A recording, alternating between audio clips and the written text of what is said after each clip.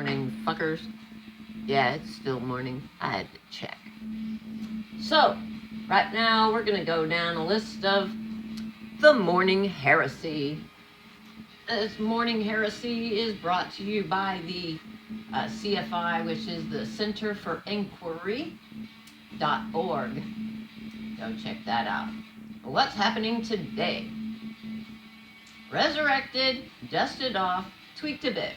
Time once again for the Morning Heresy News Roundup. Kicking off your week with a curated selection of artisanal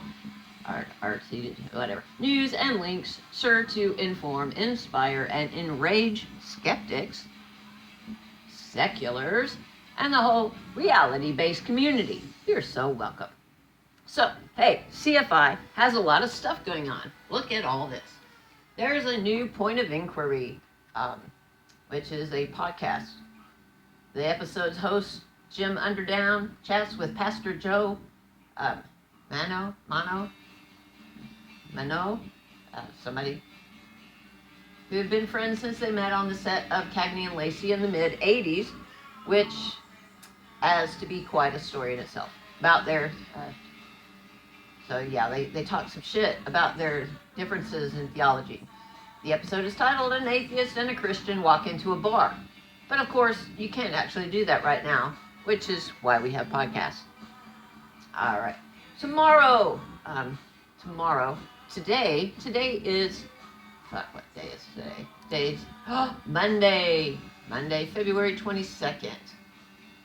Something significant about something. There's a February date that I'm supposed to know about. All right. Anyway, tomorrow, which would be Tuesday, at 7 p.m. Eastern Time, which would be 6 o'clock my time in the p.m.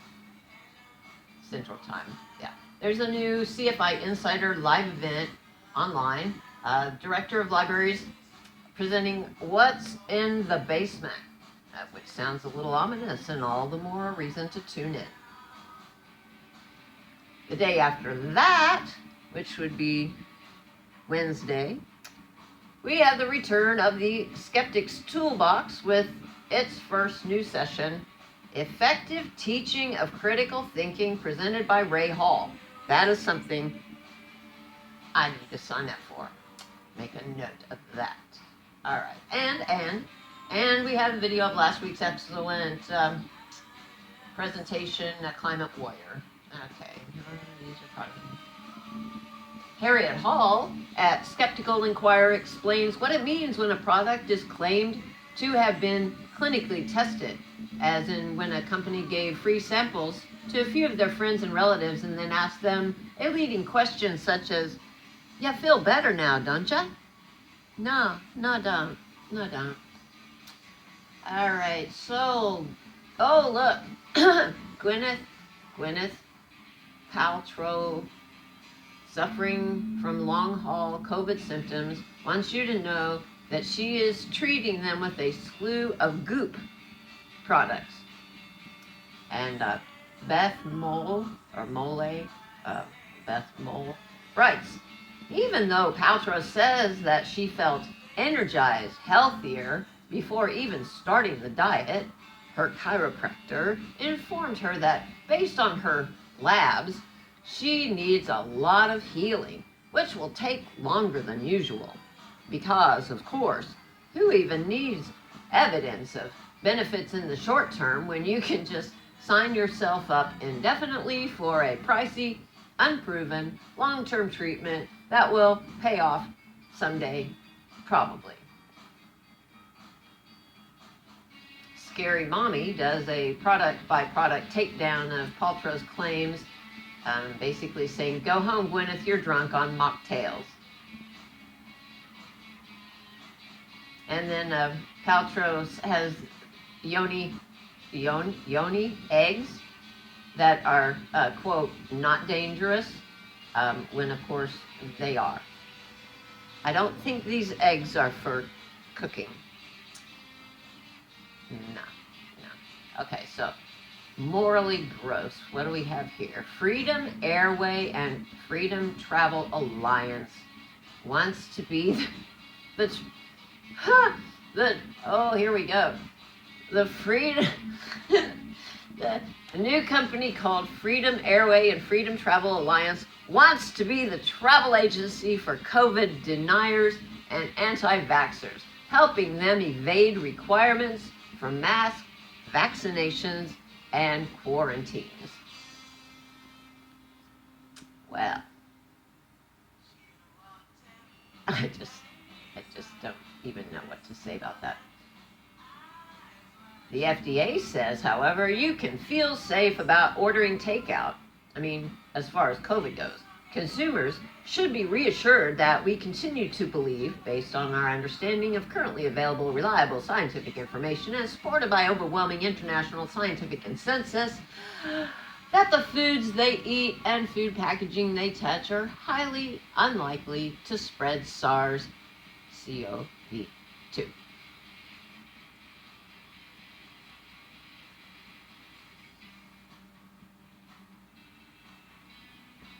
So I guess that there's some people that are scared that they're going to get a side of COVID through the takeout line. Okay.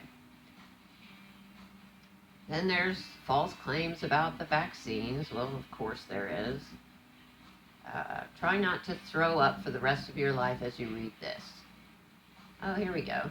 Tennessee is considering legislation that would allow a man who allegedly impregnated a woman, he need not provide evidence that it was him, to petition to prevent her from ending her pregnancy. Tennessee. And then we've got, let's see, a day after Governor Henry McMaster signed South Carolina's fetal heartbeat anti-abortion bill into law, it was blocked by a federal judge. And they're just trying to get something in front of the Supreme Court to blow up Roe versus Wade, which is the whole purpose of the handmaiden appointment to the Supreme Court. All right, so what do we have here? Members of Generation Z. Do we not have anything better to call them? Trust nonprofits, banks, medical system, and public schools more than religion. However, when in need, only 8% said they'd turn to a religious leader, as opposed to 74% for parents or 45% for a close friend.